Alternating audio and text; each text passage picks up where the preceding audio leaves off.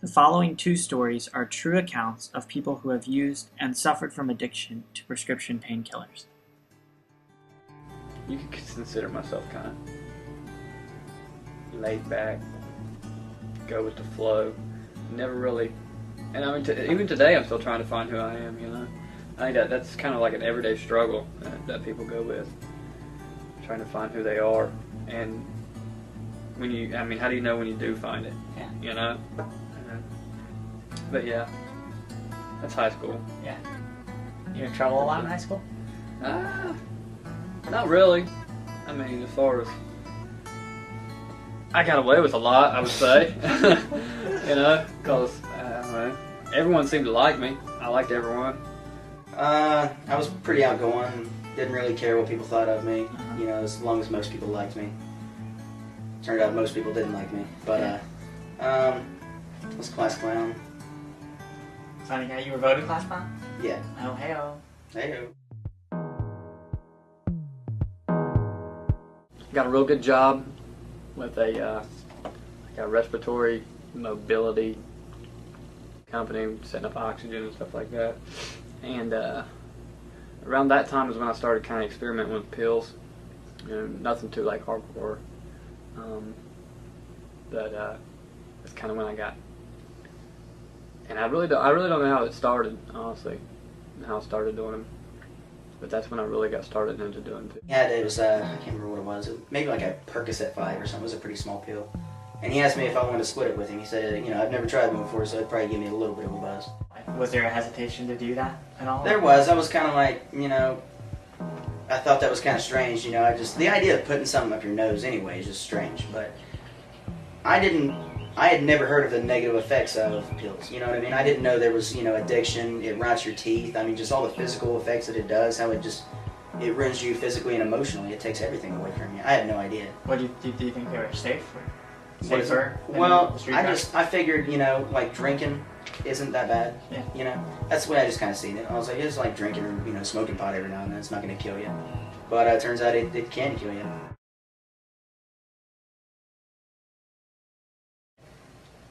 An OC20, which is an OxyContin 20 milligrams. Okay. And it was a really tiny pill compared to the other one. But the other one, it had acetaminophen mixed in with it. You know, that's why it was so big.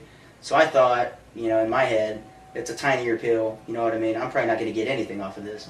Well, he broke it into 2 lines, and I mean, it was just a really itty bitty one. And I was like, how can something like that small, you know, really screw you up? And I went ahead and did it. I don't know. I didn't really realize I was addicted to them until maybe I was on them for about 3 or 4 months. How often, like, after the first time, did you do it the next day? No, after the first time, actually, I didn't crave it the next day. So I thought, you know, it's not an addicting thing. You know, I didn't do it till the next weekend. And that's how it started for me. I was just doing them on the weekends. That was it. You know, when I'd go out and drink, I'd, you know, get a few pills or whatever, you know. Because I didn't care. I didn't care about anything unless I was high. I didn't care who you were until I got what I wanted. Then we could talk. Just kind of, I started doing them every day, you know, slowly. It was every other day, and just kind of got worse, you know. And I couldn't go to work. I felt like crap, you know, if I didn't have one to go to work. I felt like I was a better worker. I felt like I was a better person in general when I was on pills. I started using OxyContin. I was still working my job.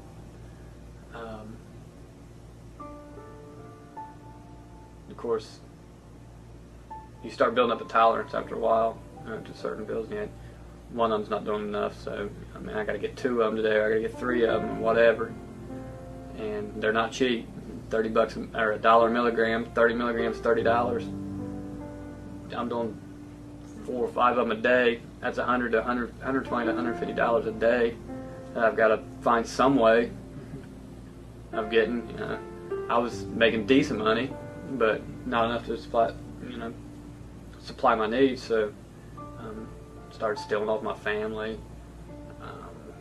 You know, just manipulating everyone that I'm finding some way to get what I needed. I had plenty of money to support myself and my habit. It really didn't affect me in a negative way until, because of pills, I lost my job. I hate saying this on camera, but I was kicked out of the military, you know, for failing a drug test. It was for marijuana. And that's when everything kind of came crashing down. I realized, you know, financially, I was going to end up losing my apartment. I wrecked my car because I was on pills. And that's how I learned about the Salvation Army. And I went there. It was a 6-month program. That's where I got introduced to NA. It's really hard to explain. It changes your mental thought. Like it totally does away with any of the morals and values, you know, that you think that you have instilled in you. So I got out of rehab, and it wasn't like 2 months, and I started back again.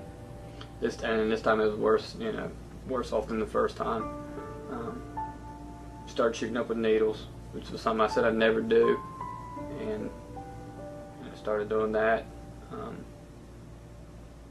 God, I can remember going to bed with just my arm would just be so sore from just how many times I would shoot up, 6-7 times a day.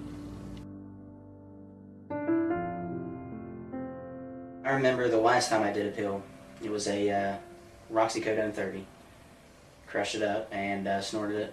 And then I thought to myself, well, this is the last one I'm going to do. I was like, well, okay, you know, while I'm high on this last one, I've got to stick with my decision, you know, because I know I couldn't, if I didn't tell anybody that I was on pills and tell them that I needed help, I knew I wasn't going to be able to do it myself, you know what I mean?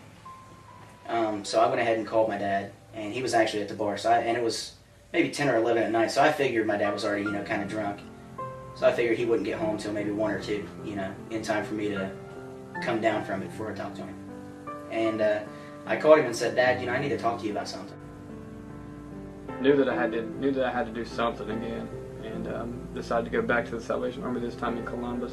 5 minutes later, he had someone give him a ride home, and I was sitting in the apartment. I heard him pull up, and I look outside, and my dad's walking in, and I remember thinking, oh my God, you know, I need to walk outside and meet him on the sidewalk, because when I tell him this, he's literally going to put me in the hospital. He's going to beat the hell out of me so bad, and I didn't want him to break everything in the apartment, you know, so I met him outside on the sidewalk, and he's like, what's up, bud?